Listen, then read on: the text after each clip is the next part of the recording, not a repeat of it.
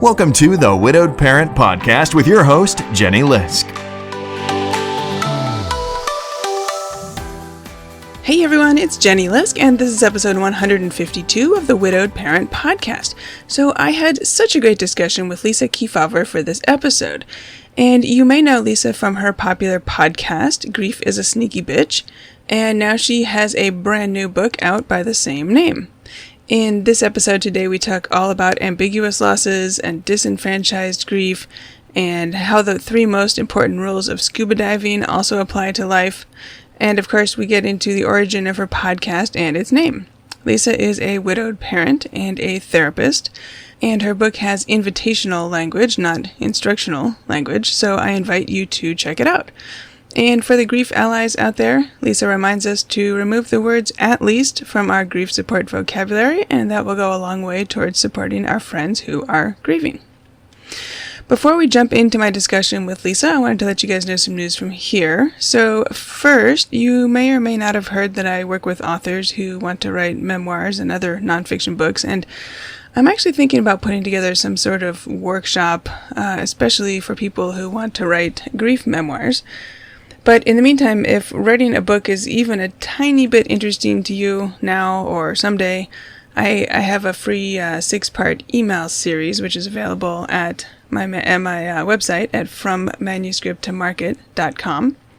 And it's not a bunch of markety or salesy kind of stuff. It's a bunch of solid info that I put together based on the questions that I hear all the time from new authors and people who are thinking about being future authors. The kind of questions they're asking about editing and options for publishing and cover design and author platform building. So check it out at frommanuscripttomarket.com. And again, it's totally free. And also, it's a great time to pick up a copy of my latest book, which is called Widowed Parents Unite, 52 Tips to Get Through the First Year from One Widowed Parent to Another, which you can find at Amazon or Barnes & Noble or wherever you like to buy your books. All right, that's all the news from here. Let's get on with the show. Support for this podcast comes from BetterHelp. You can talk with a licensed professional therapist online, anytime, anywhere. Visit betterhelp.com/widowedparent to learn more and get 10% off your first month. That's BetterHelp, HELP.com/widowedparent. I hope you'll check it out. My guest today is Lisa Keefauver. Lisa is a grief activist, speaker, and author. She began her career as a social worker and narrative therapist, and then expanded her activism in a variety of roles, including clinical director, nonprofit co-founder, and more. Lisa's wisdom and insights on grief are also embodied from her personal losses, including the death of her husband Eric in 2011, when their daughter was just 7 years old. She is the author of a new book, Grief is a Sneaky Bitch, and host of a popular podcast by the same name. She's joining us today from San Diego. Lisa, welcome to the show. Thank you, Jenny, for having me on the show today. I'm so looking forward to our conversation. Yeah, me too. I think it's sort of crazy. Both of our husbands died of brain tumors, gliomas, glioblastomas. Yeah.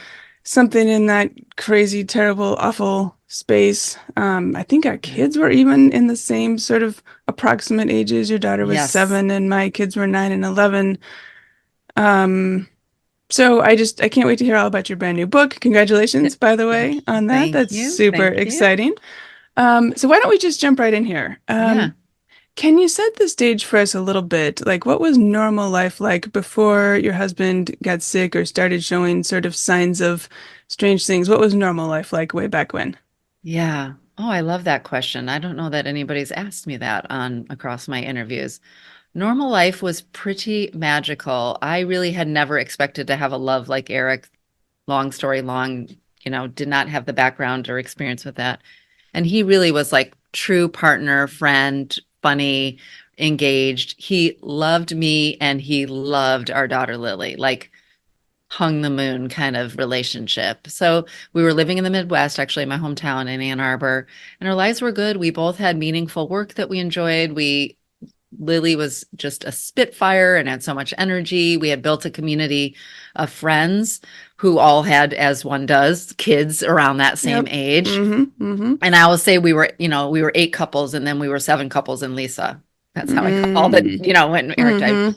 So And he was generous, did more than half the shares, was a good cook. Like he was a really engaged father, partner in the household, traveled, we scuba dive, we traveled all over the world. And about a year before he ended up dying, we started noticing some signs and symptoms, some paranoia at work that people were talking about him, some lethargy, some weird headaches, a little forgetfulness. And I won't go through all the details. So he wanted to go see the physician. I said, don't let her prescribe. I just knew. I was like, do not let her prescribe you antidepressants. I just knew that's what was going to happen. He came home for the doctor. She had said, oh, you're just having a midlife crisis. Have some Paxil. His behavior continued to get worse. He was a geographer for a living, got lost going to our best friend's house, right? Over dinner, had talked about a bottle of wine we were sharing, and like 10 minutes later, he started the conversation over like we hadn't had it. Isn't that the weirdest thing?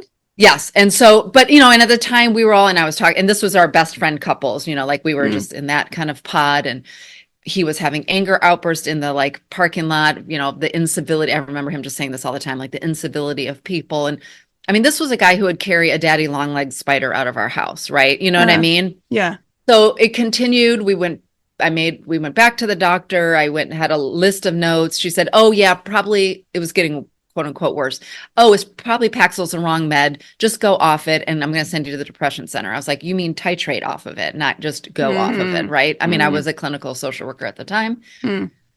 And the behavior started to get worse. And the reason I wanted to share this is I recognized later how much ambiguous loss I was experiencing all the long way, because here was this man that I was married to, but no longer recognized, because it progressed pretty bad. Besides weight gain and lethargy, he became very agitated and angry, to one point threatening to hit me with a shovel in a winter snowstorm situation. And this was completely out of character. Like, I mean, again, where is this coming from, right? And he was like showing our 7-year-old daughter like 2 grown-up movies, or just like it was continuing. We went to the depression center. I made an entire list of every single thing that was happening, which was not depression. And they just said, oh, it was the medicine. You're just whatever. Like side effects or something. Yeah. And then he was having zingy, like all these symptoms. And we were both, I say this too, because 2 reasons. One, so much ambiguous loss. Like it was so lonely being in a house with somebody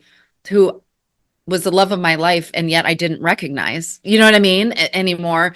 The tension between us was so high. I was having to kind of create safety plans. But knowing this, like, this is not Eric, right. But we couldn't, doctor to doctor, everybody was just dismissing us. And the second thing was, we are both master's educated, cisgender white people who have the most privilege in the medical system, a very unfair medical system. And we were advocating, I was bringing lists, we were talking, and just being dismissed over and over and over again. Yeah. So our life became a terror show, pretty much. My daughter was in therapy. I was in therapy. He was in therapy. He refused to go to couples therapy. I was just trying to figure out what happened to my life. It was like a bomb went off in my home. But there was no explanation. Right. And finally, in July of the following year, in July of 2011, he had yet like another, and I'm not even telling you all the stories, but he had a sort of falling down incident, or something happened where he went back to the doctor's office, the primary doctor, a different doctor was in, who again was going to send him away. And he just said, can you please run a scan? Something is not right. Yeah. Mm-hmm. In July 29, he called me from the emergency room. And said, you got to come down here. They called me over here. And I walked into the exam room, and there was Eric, just bloated and swollen and white as a ghost. And we both look up at the screen, and there was a picture of his brain. And he had a grapefruit-sized brain tumor that had shifted his brainstem. And I will never forget the ER guy looked at us and said, I really don't know how you're walking or talking right now. Wow. Like, this is actually seems impossible. Grapefruit size, which now you're making me wonder, like, how big is a brain anyway, if there's a whole grapefruit sized tumor in there? Well, and that's what he was saying. It had literally shifted his brainstem, which meant he really shouldn't be functioning at all. Yeah. And it was turned out to be kind of wrapped around, as you can imagine, after growing for so long, so many things. Mm-hmm. So that was anyways, so I don't want to get into the details of the death unless you're interested, but we went from having what I feel like was a really, and surprising to me, a really fairy tale life, a marriage, a good home, really good jobs, loved being co-parents. We had built slowly a community of friends that we could rely on, and felt very safe in my home, to feeling like I was already in a way only parenting Lily, because I was sort of having to be in charge and keep sometimes him from her or be supervising. Mm-hmm. And I was the most alone in you can be lonely in a room with somebody else, and that, and I think that grief of that part of losing Eric took me a long time to give myself permission to grieve. It was like I was grieving his death, which happened 2.5 weeks after that call to the ER. But I think it took me years, honestly, to really come to reckon with that loss that I experienced that year he was still alive. Yeah. Yeah. Yeah. Okay, so you mentioned a few minutes ago ambiguous losses, and I wonder if you could tell us, like, what does that mean, and maybe give us a couple examples of that. Yeah, for sure. For sure. Ambiguous loss is a term coined by Pauline Boss, a researcher started this work in the 70s. And really, there's a couple of forms. There's the form when someone is physically present but psychologically distant. And probably many of your listeners have experienced that when someone in their life has Alzheimer's or dementia or addiction. And it was definitely how I would describe that year of my life, when Eric was physically present, but the Eric I knew was gone. We just didn't know why. Yeah, yeah. There can also happen when someone is physically distant, but still very much in our hearts and minds, someone who's been deployed or who's imprisoned or have run away. I think there's another sort of category. This wasn't Pauline Boss's language at the time, so I don't want to put those words in her mouth, but I've come to understand so many other ways we experience ambiguous loss, including the kinds of losses where we had a reason to expect something to come to pass, but never did. So I think of the lack of a nurturing relationship with a parent, or infertility, or the sense of being safe in the world, which many of us lose for those of us who've experienced neglect or abuse or trauma. Right. And all losses matter, and there's no use in rank ordering losses. And ambiguous losses tend to be more complicated to move forward with, because there isn't the kind of, I mean, again, closure is a myth, but there isn't the kind of ritual or ceremony or like, okay, the person died. And not that that makes grief go away, but there's a kind of marking. Ambiguous losses often don't have a ceremony, but they also tend to be the ones that get disenfranchised, meaning other people don't necessarily recognize it as grief.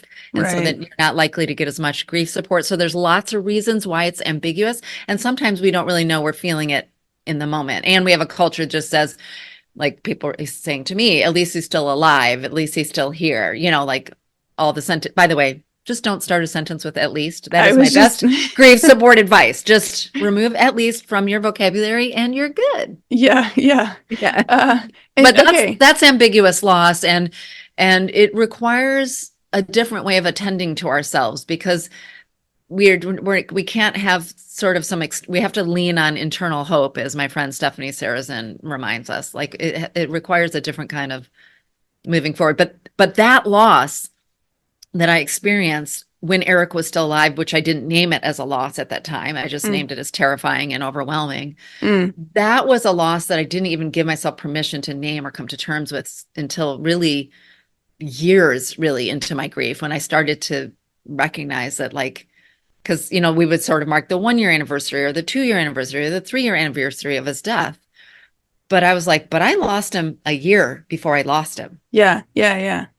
Okay, so thank you for going through that. And I think one of the important points here, because most of my listeners do have a specific death loss of a partner, to realize that anybody with a specific death loss like that may or may not also have a bunch of ambiguous losses tied up in it, as you just mentioned with yourself, as with myself. Like, I lost, quote unquote, my husband 8 months before I lost him.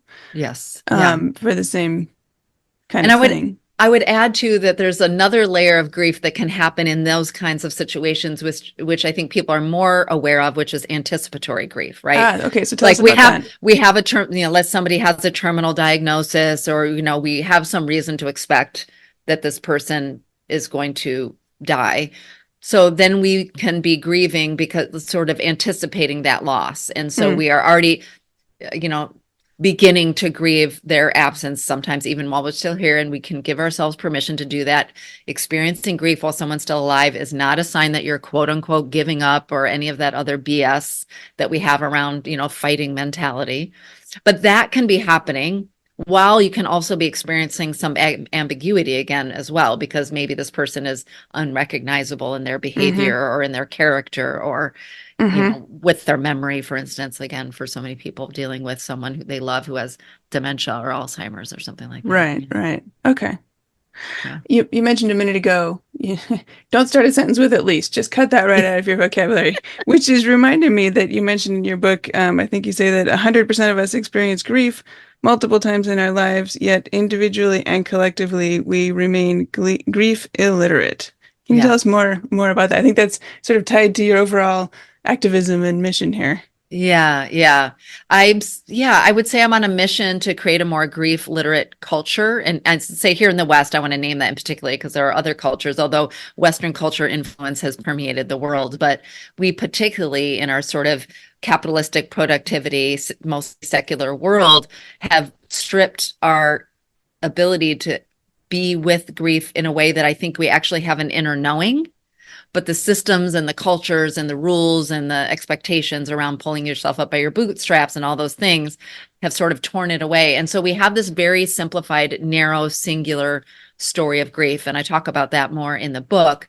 That is, it only happens when it's death. Maybe you feel a little sad, sometimes angry, but not too much. You had to know the person. If you must see a therapist or find another group of grievers so you don't get your grief on other people. And then you get back to work because it's good for you.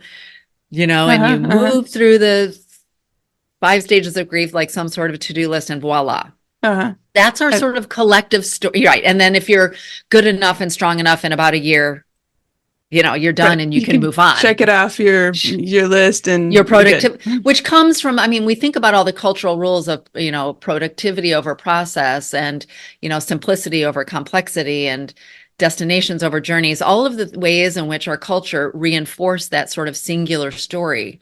And sort of based on my own training as a narrative therapist and my own interest in the truth of our lives, that we are storytelling creatures. That's the nature of the human experience. I really wanted to center my work, and that's what my podcast has been, that's what my TED Talk has been, and this book is, sort of the foundation is based on it, is to expand the narratives of our grief and to push back against our grief stories, because our grief stories don't just harm us in the way that we judge ourselves unfairly against this singular, narrow, problematic story, but there's also a ripple effect, because if we collectively believe this narrow story and we are illiterate to the truth of what grief really is in its expansiveness, in its complexity, in its messiness, then we, the people who create policies and systems, then reinforce that. So think about it. If you work at a place that you're lucky enough to have paid bereavement leave, maybe it's 3 days. It's only if it's a spouse or a child. Forget it if it's an uncle or a friend, right? And it's in the first 3 days when really maybe you're going to be hit with grief 2 weeks later when the shock wears off, or 4 weeks later, right? So there's the ripple effect, or we don't show up for people when they've experienced a miscarriage or a stillbirth, or when their pet dies, because we've consumed the story that it's, when someone very close to you and X, Y, and Z. And so the ripple effect of our grief illiteracy is vast. Which is why, too, I do work with individuals, but I also go and work in organizations, which is why I've taught a course to undergraduate students, is like 100% of us experience grief, but we've collectively consumed this harmful story that causes all of us so much unnecessary suffering. Right. And really, my goal in expanding our grief literacy is not because I can make grief easy, because I can't. I wish I could, but we can't. But I think we suffer unnecessarily as a result of our grief illiteracy and the stories we tell ourselves and others about what we should or shouldn't feel, or what I call our grief beliefs. And so inviting people to sort of unpack those layers, get familiar with what they are, decide what beliefs serve them or not, is the way we begin to sort of reduce that layer of unnecessary suffering. Gotcha. So that you can just get to the meat of it's hard and it's okay that it's hard. Right. We also have a myth, by the way, that going through something hard is a sign of culturally, I'm saying, is like a sign of weakness or a sign of failure. If you can just find a 10 to-do list or find a top ways to, or find the right, yoga practice, it's not going to be hard. And some things are just hard. Right. Yeah, and we have to remove, and grief is one of them. And our goal is to metabolize grief and to move forward with it, and for grief to go from being our whole story to a part of our story. And that's a painful, the metaphor, like a birth canal process. Like there's a squeeze that happens as we emerge into this new story of our lives. And that's going to be hard. And what if we just gave ourselves more spaciousness and grace and compassion? Right. To, as one of my former podcast guests said, sit in the suck for a while. Yeah. But so that's really where I'm pushing back, because it's going to benefit all of us, because again, 100% of us multiple times in our lives experience loss. And if we can collectively come to this broader understanding, the way we show up, the way we build systems, the way we build policies, the way we represent stories in the media, et cetera, is going to have could either have a negative or a positive reinforcing kind of ripple effect. And This book, is my hope, is written directly to the griever themselves, but it's each griever themselves who feels seen and held and heard in their authentic grief that is going to then show up as a better grief supporter for somebody else. If they're a boss, they're going to show up, like the ripple effect will happen by the very nature of starting with the griever. Gotcha. Okay, well, let's talk a little bit more about the book, because it's, as we're recording, it's almost out. By the time people are hearing this, it will have just come out. I know it's gotten a lot of exciting early buzz. Yes. It's on Zibio and summer reading list. It's gotten some Publishers Weekly hype, like terrific endorsements. You have an exciting schedule of events coming up. I'm looking forward to seeing you when you come to Seattle. Yes. Yeah. But let's start with the title, because it's a bit of an unusual title, and it's the same title as your podcast. So tell us about that. Yes. Grief is a Sneaky Bitch I don't know that I've ever met somebody who's heard that title and didn't nod knowingly and or chuckle and or maybe, blush a little. And there's a couple things I want to say about the title. Yeah. So I came out with the podcast in 2019. The title came from a thing I actually said once years ago. So there's like a truth to the story. It was maybe a year or two after my husband died. I was at a party with a new friend who didn't know me in the before, as I call it. But she had experienced loss. And so I knew she got it. We were at a party, but I was in a room full of lots of people I didn't know. I was actually having fun, crazy for the first time, right? Which felt weird and guilty, as I'm sure your listeners can relate, right? And I reached into my purse, and I never had hard copy pictures. I mean, this was 2011, so we weren't quite smartphone as we are now, but for some reason there was a picture of Eric in my purse. Don't know. Still. Okay. And I looked, and I immediately started crying in the middle of this freaking party where, of course, I'm like, oh my, and my friend Autumn pulls me aside, and I just said, grief is such a sneaky bitch. And that just sort of percolated. And this was long. I hadn't even started the cancer. I co-founded a cancer nonprofit when I moved to Texas a few years after Eric's death. And so, but this was just percolating. It was just something we would say to each other on the anniversary of our respective losses. And when I set out to do this work and to reimagine grief, I knew that was going to be the name of my podcast. So there's the story there. And because anybody I ever said it to gave me that knowing nod before the show came. But there's something I want to say to it, besides it being true and being cheeky and getting a little bit of a smirk, of course. And if anybody's listened to me for, I love a judicious use of swearing. I think it's therapeutically valuable. I don't have the data yet, but I think there are researchers out there doing that. But part of it is also grief is inherently a sneaky bitch in a lot of ways, because it's messy and nonlinear, and because we have these triggers and these bursts, and because we're constantly learning and evolving, and because the physical, psychological, cognitive, relational, and spiritual impact makes grieving messy. And part of what I'm trying to do with my work is to make grief less of a sneaky bitch. Part of the reason it's sneaky is because we're all walking around with the story that we're supposed to walk neatly through the 5 stages, that it's going to be over in a year, that if we fall in love again, it's all going to be okay, right?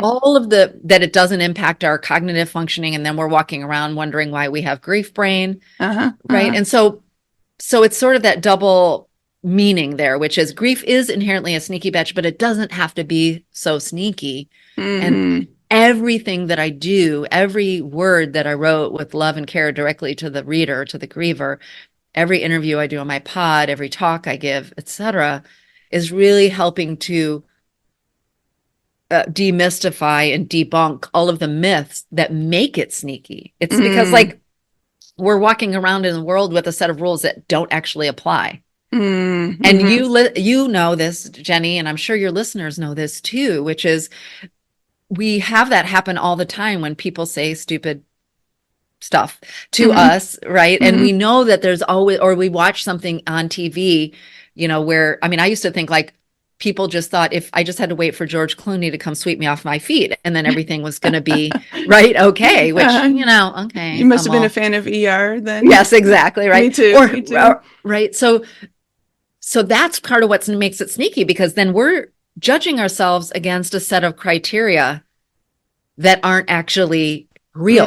And that's what makes things sneaky. And because we say to ourselves, oh, in a year I should feel better. So then we put expectations on ourselves that I should be able to go back to work. I should be able to date again, or I should be able to fill in the blank. And we do what I call shoulding all over ourselves. But that all comes from that disconnect between the truth of grief and the story of grief. Right. And so that's an extended long answer, but to say is my goal is to reducing the unnecessary suffering comes with reducing the sneakiness, which comes with expanding our understanding of the expansiveness, complexity, and the naturalness of grief. It's a normal response to loss. And we have this collective story, I think, where we struggle is like that it's a moral failure. And if we're just stronger or tougher or more resilient, that word, or, pull ourselves up by our bootstraps, then we wouldn't let it affect us so much. And Gotcha. that gap between that story and our experience is where the suffering comes. And that's where the sneakiness comes from. Yeah. Okay. And it almost sounds like, I know you said before, like we can't somehow magically make grief easier. Yeah. It also sounds like we should hope to avoid making it unnecessarily harder with all these misunderstandings. Yes. My TED Talk was called Why Knowing More About Grief Can Make It Suck Less. And I always say to my individual clients that I work with or folks is like, yeah, we want to reduce the unnecessary suffering and get it down to just the component original parts of like the hardness of grief. And some days when you're in early grief, especially, and you might remember this or your listeners might know, when someone tries to tell you to find a little joy or to find a little hope or to find some lightness, you just think that's impossible. That's so far off. I can't even wrap my head around it.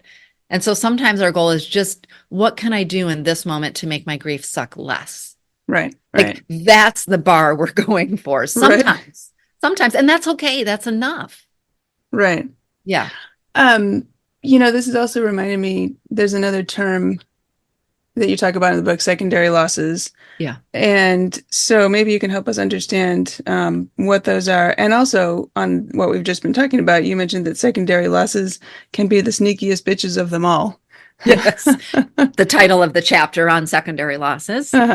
I promise there's only a judicious use of swearing in the book. It's not all cussing, but sometimes cussing is necessary, I think. Yeah, secondary losses really are the sneakiest bitches of them all. And they happen to pretty much everyone who experiences a profound loss. So, and they take all kinds of forms. So they are the losses of the community. Like, maybe you have to, we're talking to widows and widowers. So maybe you had to financially you had to sell your home and move to a different community. So you lost the home. You can sometimes lose the physical spaces that meant something to you in the wake of a loss. You might lose community because you have to move, or because the people in your life don't know how to show up for grievers because they also live in a grief illiterate culture. Mm.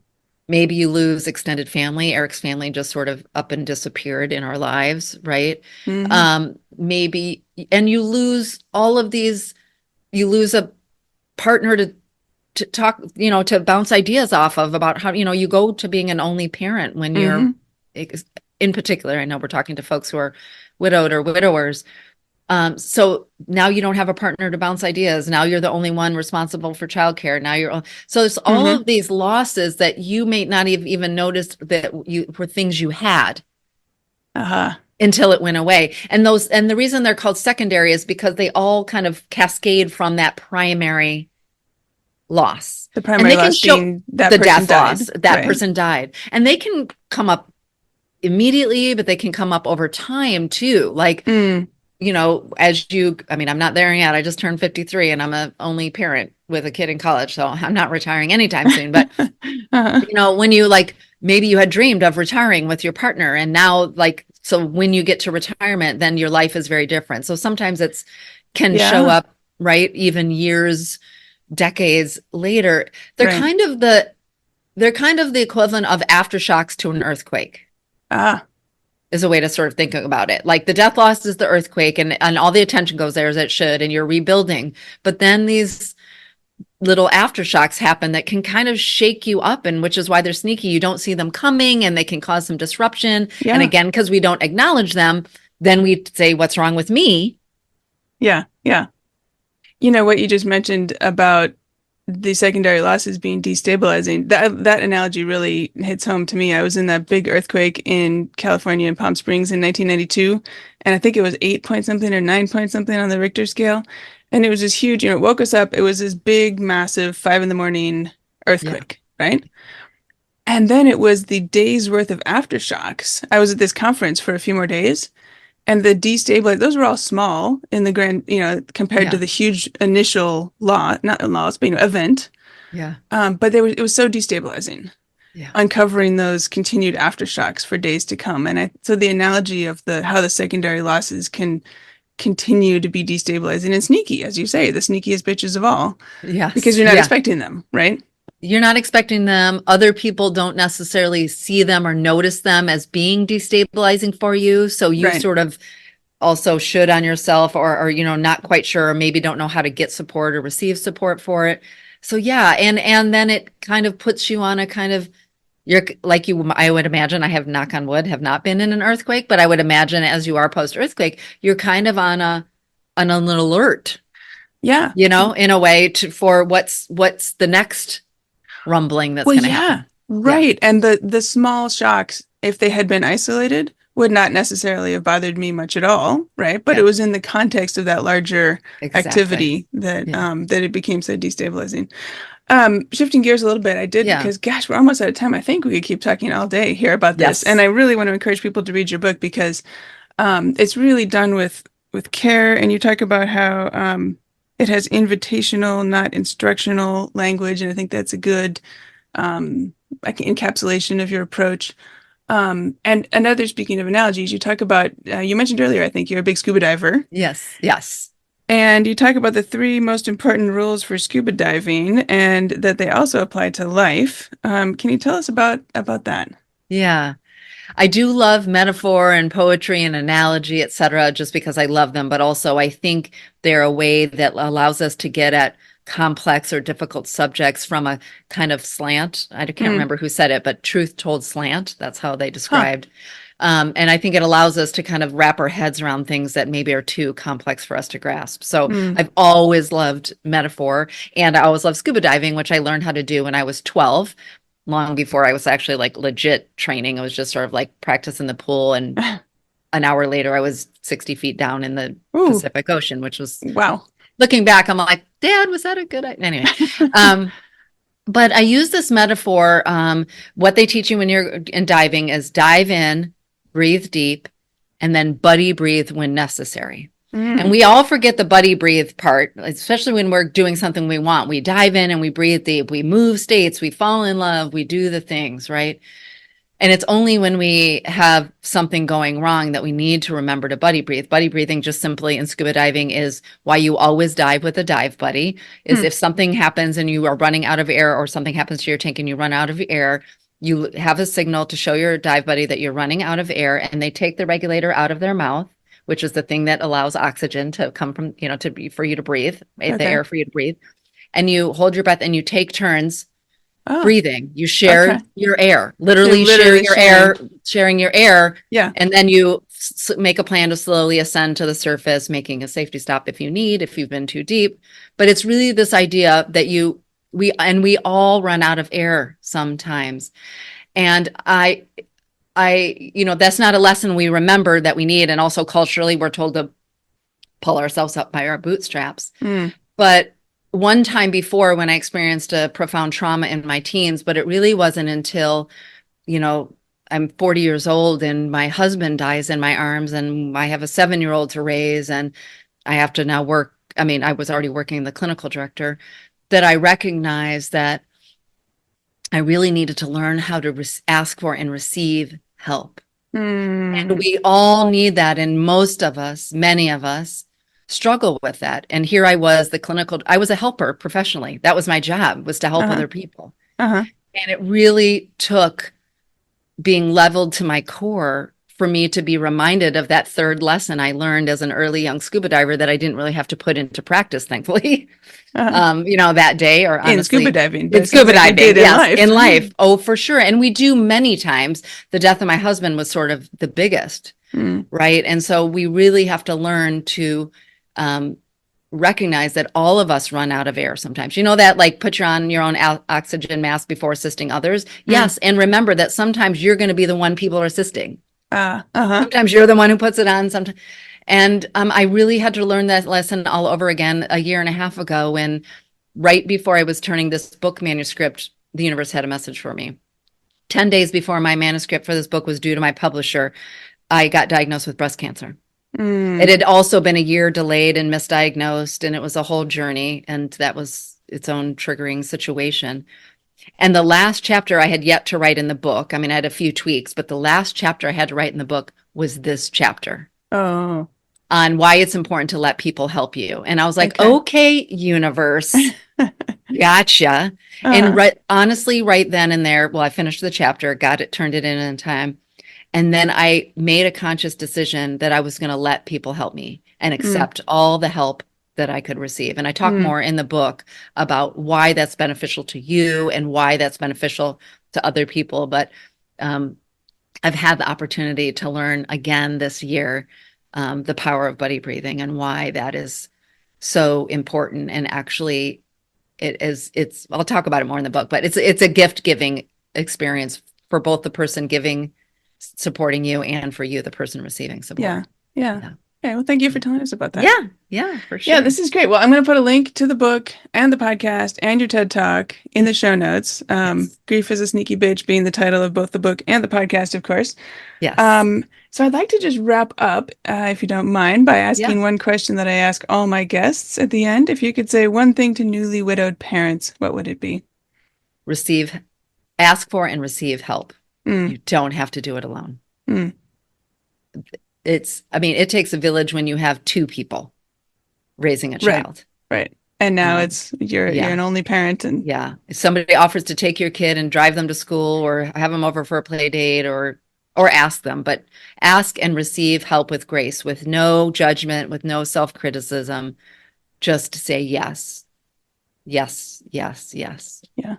Okay, well, I think that's a great place to end. So, my guest today is Lisa Keefauver, author of the new book, Grief is a Sneaky Bitch, and host of the podcast by the same name. So, Lisa, where can listeners find you if they'd like to learn more about your work? LisaKeefauver.com, Lisa, KeeFauver.com is a great way. And you can sign up for my not so regular newsletter there. And that's a great way to keep in touch with where I'm going to be, what kind of services and supports, new podcast episodes, et cetera. And then you can listen to my podcast where you're listening to this podcast, probably, Spotify, Apple Podcasts, Amazon, wherever you like to listen. Terrific. All right. Well, Lisa, thank you so much for speaking with me today. Yeah, thank you so much, Jenny.